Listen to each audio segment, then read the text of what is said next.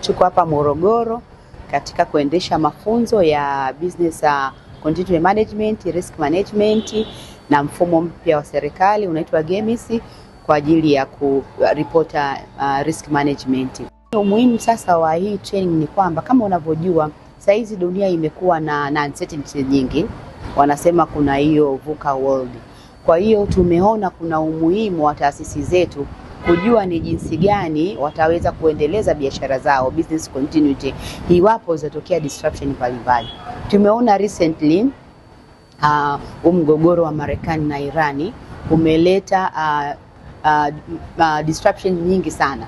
Kwa mfano tumeona mafuta yamepanda, tumeona hiyo Strait of Hormuz ambapo ndio zile meli za mafuta zinapita imefungwa, na sasa kuongeza bei za mafuta na kufanya disruption nyingi sana katika uchumi.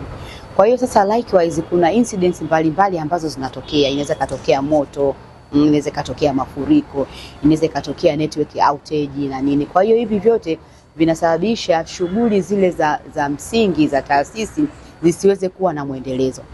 Kwa hiyo mafunzo haya sasa yanatoa uelewa kwa hawa wanaitwa risk coordinators, wanaitwa risk champions na BCM champions, ili waweze kupata uelewa ni jinsi gani wanaweza wakaweka mikakati sahihi katika mashirika yetu ya kuweza kuhandle hizi incidents zinapotokea. Kwa hiyo hizo strategy zote ambazo ndio tunawafundisha pamoja na issue zote za risk management ambazo zinaweza zikasababisha tusiweze kuachieve malengo mbalimbali ambayo tumejiwekea katika mataasisi yetu.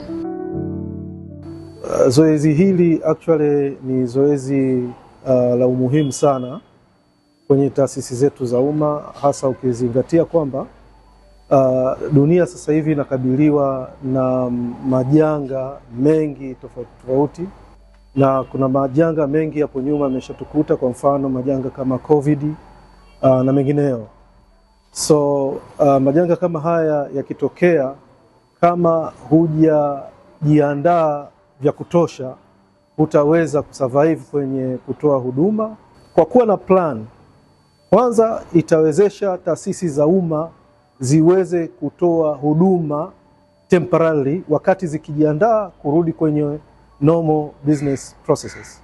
Lakini la pili, linafanya taasisi za umma ziwe reputable. Zijiamini, zijengee brand kwamba zinaweza kutoa huduma katika situation ya namna yoyote ile wakati majanga yanapotokea. Kwa leo tumejifunza mambo mengi. Nimefurahia sana kuattend hii session ambayo inahusu risk management, business continuity management. Kiukweli ina umuhimu mkubwa sana hasa kwa taasisi kama sisi ambazo ni za kibenki. Inasaidia kuweza kuendeleza operations za kibenki in case kama disruptions zikitokea. Kwa mfano kuna vitu kama maybe mafuriko, vitu ambavyo vinaweza kupelekea operations za kikazi, either ni taasisi binafsi au ya serikali katokea. Kwa hiyo kutokana na hii session